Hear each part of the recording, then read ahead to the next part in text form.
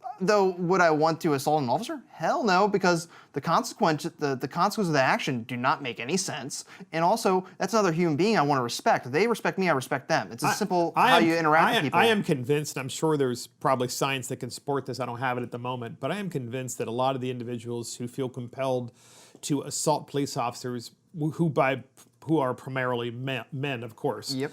By the men, I mean the people who are doing the assaulting of police officers are men. I'm convinced that those individuals grew up without fathers and had no real discipline or father figure to tell them and enforce, the law, if you will, in their household. And I also am convinced too that it's almost like the Democrat Party, including in apparently Richmond, Virginia, in the state of Virginia, it's like they're doing all the stuff that's opposite of common sense. So, based on what we're seeing in the street. Every action has a reaction. Granted, it depends on what action you take will, in inverse, give you that reaction. So you may take an action that escalates something unjustly for no reason, and then the reaction that you may receive is not going to be kind to you, where it may end up in bodily harm. Where you can do an action where it de-escalates or keep the situation neutral, where everyone walks away safe, happy, and free. Or if you are a criminal or having a warrant, you then guess what happens? You have an active warrant, you're going to get arrested because they have to bring you in. It's their job. You have an active warrant, you did something to get a warrant.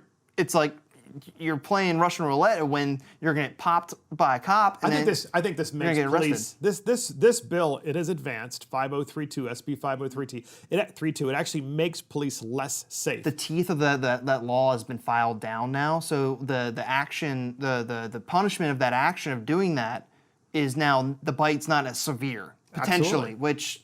And look, the teaching moment. Yeah. The teaching moment when you don't have a father, right? The father teaching moment of the child would be some sort of punishment if there were a father in the house. Yep. But when there isn't, and you become an adult and one day you assault a police officer, you know what the teaching moment is? 6 months in jail. And they should be keeping it. And you're a felon. And the last thing, too, you talked about not having a father in the home, is that's a generational issue, and that's a big issue affecting every single group, identity, across the whole country. And it's going to take generations to fix it, unfortunately. And yeah, well, honestly, it took the Democratic Party a couple generations to screw it up. So yep. Here's WTKR in Richmond, Virginia, with footage of the actual debate of this bill on the Senate floor in Richmond. Here's the clip.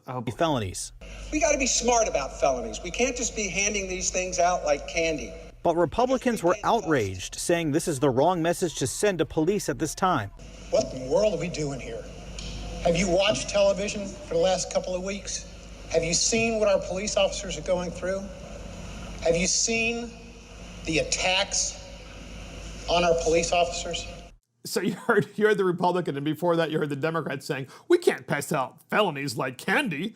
You know what? There has to be something that you pay. There's some price that you pay for doing this. Otherwise, you don't have law and order. Final thoughts on this? So I think if they wanted to get rid of mandatory minimums, they should start looking at maybe the Title I drug reform.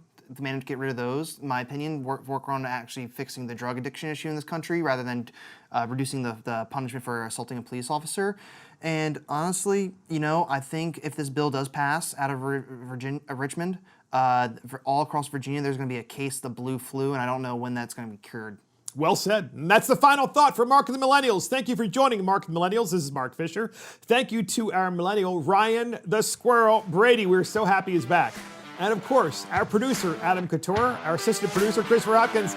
Check us out on iTunes, Spotify, YouTube, Facebook, Twitter, and our website. See you next time.